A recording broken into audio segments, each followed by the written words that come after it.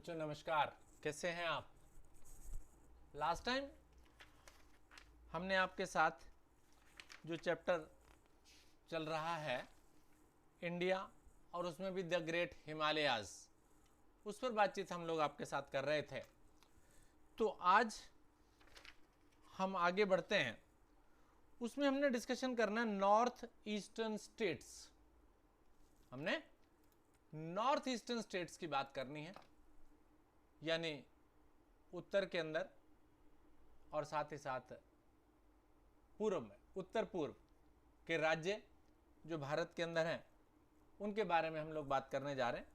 तो कहते हैं north eastern part of India है 7 स्टेट्स। इंडिया के अंदर उत्तर पश्चिम और उत्तर पूर्व में कितने स्टेट्स हैं? 7 राज्य हैं, 5 और 2 7 राज्य।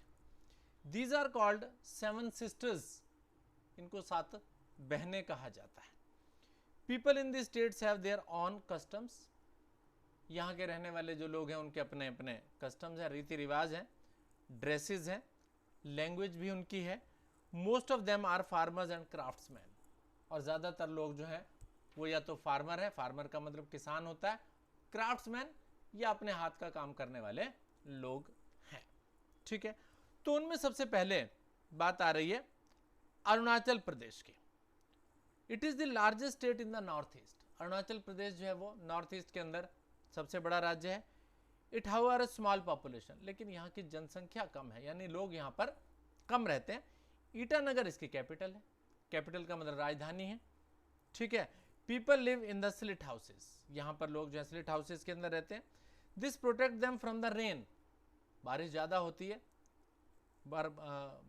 इनको बरसात से बचाता है, और वाइल्ड एनिमल्स से। आप देख रहे हैं कुछ, देखिए ऊंचे ऊंचे घर बने हुए हैं, स्लिट बोला गया। स्लिट हाउसेस का मतलब ऊपर उठे हुए इस तरीके के घर होते हैं, बरसात से भी बचते हैं ये लोग, और साथ साथ वाइल्ड एनिमल्स भी इनको आकर के शिकार ना कर लें, इनको आक्रमण ना कर दें, इसके लिए भी इन तरह के मकानों का फायदा होता है। Brahmaputra river enters India through this state. Brahmaputra नाम की नदी जो है वो इस स्टेट से इंडिया के अंदर एंटर करती है। तो पहला राज्य हमने पढ़ लिया आपके साथ, Arunachal Pradesh.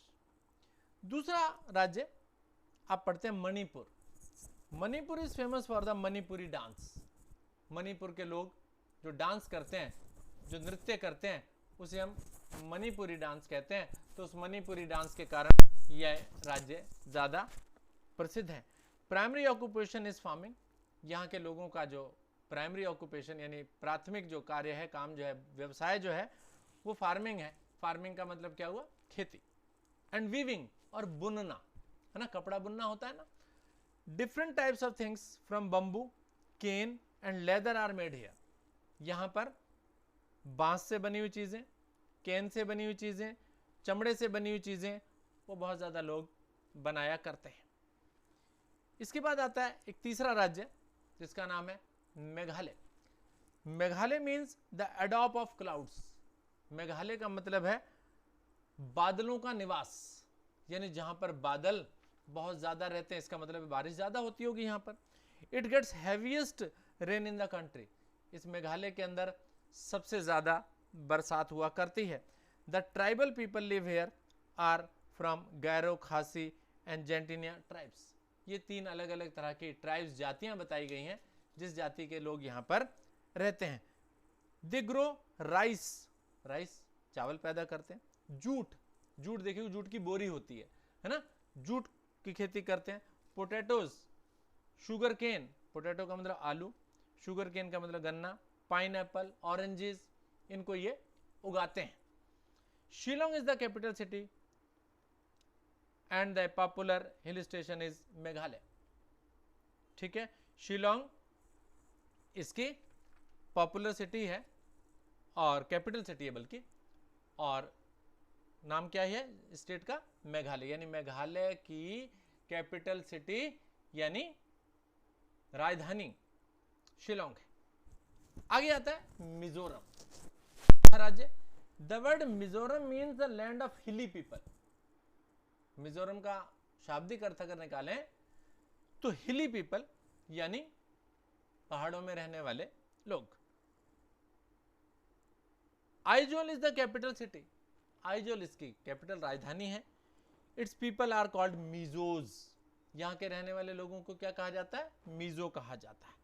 Most of the Mizos are literate, पढ़े लिखे होते हैं ज्यादातर। The famous bamboo dance is from this state.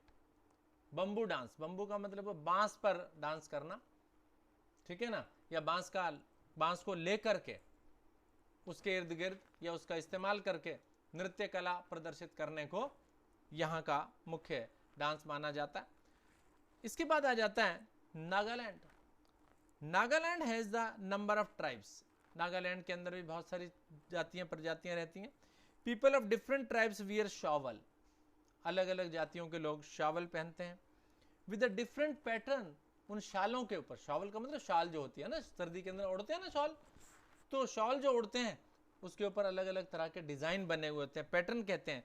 The design on the shawl help to identify the tribes, और जो डिजाइन बना हुआ होता है उसी को देखकर पहचान होती है कि ये लोग जिन्होंने इसको ओढ़ा हुआ है ये किस ट्राइब, किस जाति से संबंध रखते हैं। The capital of the state is Kohima, Nagaland की राजधानी का नाम क्या हुआ, कोहिमा हुआ। Most of the people are farmers, ज्यादातर लोग किसान हैं। They grow rice, maize, millets, rice grows, millets, oranges, इनको उगाया करते हैं। Correct. Next is the Assam. Assam राज्य की बात करें, river Brahmaputra has made Assam very fertile. Assam में से ब्रह्मपुत्र नदी होकर बहती है, इसके कारण आसाम राज्य को बहुत ज्यादा उपजाऊ माना जाता है, बहुत ज्यादा उपज होती है इसके अंदर, खेती अच्छी होती है। Rice and jute are main crops. Rice का मतलब आपके पास हुआ चावल, और जूट की खेती यहां पर बहुत ज्यादा होती है। T is grown on the lower slopes, चाय को भी यहां पर उगाया जाता है, चाय की खेती भी होती है। Dispur is the capital city, तो असम की राजधानी क्या हुई, Dispur. Guwahati is the largest city, Guwahati यहाँ का एक बड़ा शहर है। The people of the state speak Assamese, Assam राज्य है तो असमी नाम की एक भाषा है जिसको यहाँ के लोग बोला करते हैं। दे सेलिब्रेट बिहू, बिहू नाम का त्योहार है, उसको ये मनाया करते हैं। ठीक, आइए एक और 7वां राज्य रह गया, इसका नाम है त्रिपुरा।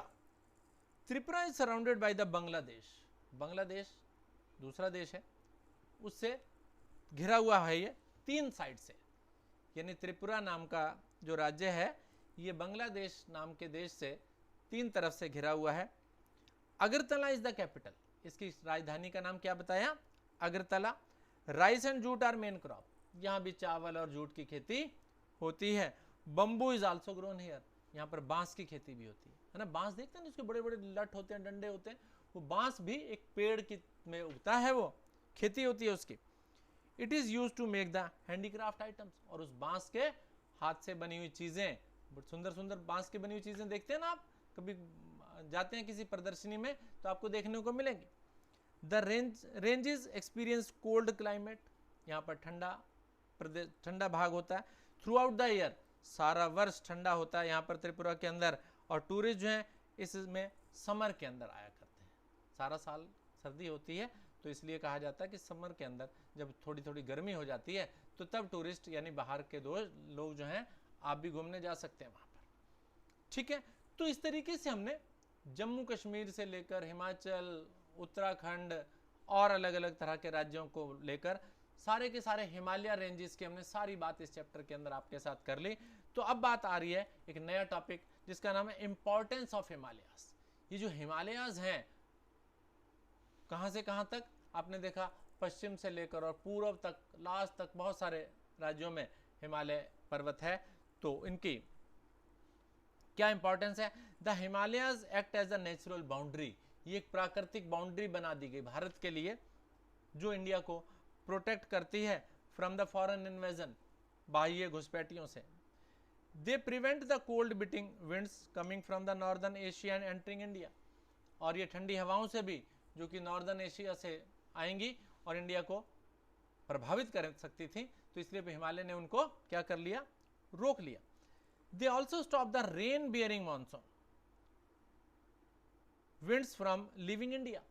और भारत के अंदर जो बरसात होती है, बरसात के जो बादल होते हैं ना, उस बादलों को भी ये पहाड़ रोकता है, जिससे बारिश हमारे देश में हो जाती है, नहीं तो वो किसी दूसरे देश में, जो कि चाइना पड़ता है या और दूसरे कंट्रीज हैं, उनके अंदर वो बादल चले जाते हैं। तो ये पर्वत जो है उन बादलों को रोक करके भारत के अंदर बरसात कराने में भी सहायक होता है। The forest in the Himalayas provide us the valuable forest products. और हिमालय पर जो फॉरेस्ट है, जो जंगल है, उनसे क्या मिलता है हमें? उनसे हमें बहुत सारी वैल्यूएबल फॉरेस्ट प्रोडक्ट्स, वहाँ से कई तरह की जड़ी बूटियाँ मिलती हैं, कई तरह के फल मिलते हैं, तो वो भी इनसे प्राप्त होते हैं। उनसे लकड़ी मिलती है, मेडिसिन मिलती है, रेजिन्स गोंद मिलता है, हनी शहद मिलता है। ठीक है। Many animal such as snow leopard, यहाँ पर बर्फ के अंदर रहने वाला चीता, टाइगर, रिनोसरस, दरियाई घोड़ा जिसे कहते हैं, वाइल्ड याक, याक नाम का एक जानवर होता है, यहाँ पर पाए जाते हैं। मेल्टिंग स्नो, और पर्वतों पर जो बर्फ जमी हुई है वो जब पिघलती है तो भारत के अंदर पानी की भी पर्याप्त मात्रा सारा वर्ष नदियों के अंदर रहता है। तो इस तरीके से जो हिमालय की रेंजेस हैं ये बहुत लाभकारी हैं, बहुत हमारे लिए यूजफुल हैं इंडिया के लिए। ठीक है। तो इस तरीके से बच्चों ये चैप्टर खत्म हो गया, इसकी एक्सरसाइज हमने कर ली है पहले ही, तो ये दूसरा चैप्टर आपका खत्म हो गया। तो नेक्स्ट टाइम से नेक्स्ट चैप्टर हम आपके साथ डिस्कस करेंगे, लेकिन अगले वीडियो में। इसके लिए थैंक यू, इंतजार करना है आपको अगली वीडियो के लिए। Thank you very much.